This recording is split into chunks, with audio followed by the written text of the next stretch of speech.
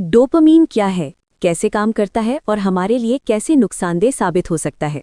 Dopamine असल में एक न्यूरोट्रांसमीटर है, यानी दिमाग का एक केमिकल मैसेंजर जो आसाब के दरमियान पैगामात पहुंचाता है। सादा अल्फाज में डोपामीन मोटिवेशन, रिवॉर्ड और डिज़ायर का मजमुआ है। जब हम कोई ऐसे काम करते हैं जिसे दिमाग फ़ायदेमंद या खुशी देने वाला समझता है, तो वो डोपामीन रिलीज़ करके हमें ये सिग्नल देता है कि ये काम गुड है, इसे दोबारा करो। इसी वजह से डोपामीन को दिमाग के रिवॉर्ड सिस्टम की बुनियाद समझा जाता है।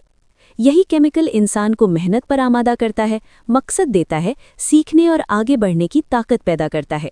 मसला डोपामीन का होना नहीं, बल्कि इसका बैलेंस है। मौजूदा दौर में हमने ऐसी बहुत सी आदतें अपना ली हैं जो दिमाग को इंस्टेंट डोपामीन स्पाइक देती हैं, यानी बग़ैर मेहनत के फ़ौरन खुशी। मोबाइल फ़ोन का हद से ज़्यादा इस्तेमाल, social media, reels, shorts, likes और नोटिफिकेशंस दिमाग को बार बार चीप रिवॉर्ड देते हैं। जंक फूड और ज़्यादा शुगर आर्टिफिशियल डोपामीन रिलीज़ करवाती हैं। पॉर्न और ओवर स्टिम्युलेशन दिमाग के रिवॉर्ड सिस्टम को ओवरलोड कर देते हैं। गेमिंग और बिंज वॉचिंग बग़ैर जिस्मानी या ज़हनी मेहनत के मुसलसल प्लेजर फराहम करती हैं।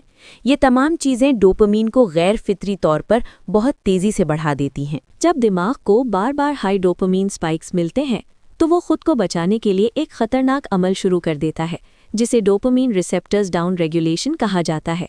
इसका मतलब ये है कि दिमाग खुशी महसूस करने की सलाहियत कम कर देता है। जो खुशी पहले छोटी चीज़ों से मिल जाती थी, अब वो महसूस नहीं होती, और वही प्लेजर दोबारा हासिल करने के लिए मज़ीद और ज़्यादा स्टिम्युलेशन चाहिए होती है। इसके नतीजे में बेसब्री, चिड़चिड़ापन, गुस्सा, एडिक्शन और कंसंट्रेशन की कमी पैदा हो जाती है।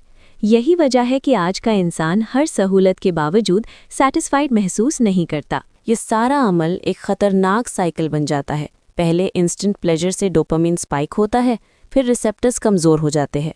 उसके बाद नॉर्मल ज़िंदगी बोरिंग लगने लगती है, मोटिवेशन ख़त्म हो जाती है, नेचुरल डोपामीन रिलीज़ कम हो जाती है और आहिस्ता आहिस्ता डिप्रेशन, सुस्ती और अंदरूनी खालीपन पैदा हो जाता है।